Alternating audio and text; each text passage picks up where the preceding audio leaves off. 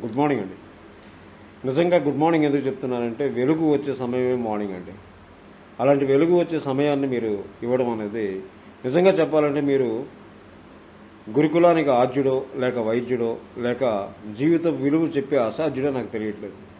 ఈరోజు జీవితంలో పేరుకుపోయినటువంటి కరువునంతా ఏకరువు పెట్టి ఆ చీకటి మొత్తాన్ని కూడా పారద్రోలేందుకు మీరు నడుం కట్టిన తీరు చాలా అద్భుతంగా అనిపించింది. బీసీజీ ఇంజెక్షన్ వేయకపోతే ఖచ్చితంగా కాళ్ళు చేతులు వంకరపోతాయేమో, కానీ సిసిజీ అంటే సి కోచ్ సి గోపు గారి తాలూకా ఇంజెక్షన్ పడకపోతే జీవితమే వంకర అయిపోద్ది అన్నది మాత్రం ఖచ్చితమైనటువంటి విషయం. అంత పటిష్టంగా, అంత పకడ్బందీగా, అంత చక్కగా, అంత సమన్వయంతో మీరు చెప్పడం అనేది విషయాన్ని చాలా గొప్పగా అనిపించింది.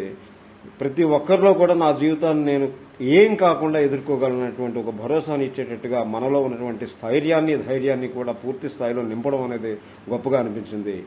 ఆరాధనమే ధనముగా కుల మతాలకు అతీతమైన మమతను మనసును నింపుకున్న వెలలేని మానవతా మూర్తి ముందు ఏ కోవిలైన వెలవెలబోవున్ అన్నట్టుగానే నల్లబొగ్గులో ఎర్రరంగు పోయేలేవు, అగ్గిపుల్ల అంటించు ఆ ఎరుపునిక తాకలేవు.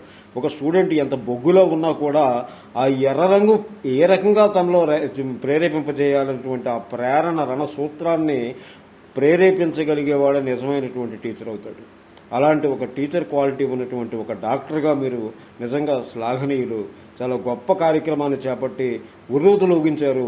ఆద్యంతం కూడా గూస్ బంప్స్ వచ్చేటట్టు చేసినటువంటి మీ పాజిటివిటీకి నా జోహార్లు చెబుతున్నానండి నిజంగా. ఎందుకంటే ఈ జీవితం అనేది ఏ రకంగా వెళ్ళిపోతుంది, ఒక ర్యాట్ ట్రాప్ పై పడినటువంటి ఎలకలు ఏ రకంగా అయితే కొట్టుకు చస్తాయో, జీవితకాలం కదలలేక అక్కడే ఉండిపోతూ ఎందుకు బతుకుతున్నామో, బతుకుతూ చస్తాయో, చస్తూ బతుకుతున్నాయో కూడా తెలియనటువంటి ఒక దిశ సైడ్ అయిపోయినటువంటి ఒక డిసైడింగ్ ఫ్యాక్టర్లో మనం వెళ్ళిపోతూ అందులో ఏం ఆలోచిస్తున్నామో, ఏ రకంగా వెళుతున్నామో, జీవిత మాధుర్యం ఏ రకంగా కోల్పోతున్నామో కూడా ఆలోచించే సమయం లేనటువంటి ఒక మెకానికల్ లైఫ్లో పోతున్న ప్రతి ఒక్కరికి మీ తాలూకా విధానం చాలా గొప్పగా అనిపించింది. రియల్గా చాలా చాలా చాలా మాట్లాడాలనిపించినా కూడా మీరు ఇచ్చినటువంటి ఆ కొద్ది సమయం అనేది చాలా గొప్పగా అనిపించింది. సమయం విలువ, సమయం సమన్వయం, ఆ రెండింటిపైన ఉన్నటువంటి ఒక అత్యద్భుతమైనటువంటి మీ ఉపన్యాసం అత్యంత ఆసక్తికరంగా, అత్యంత అద్భుతంగా సాగింది.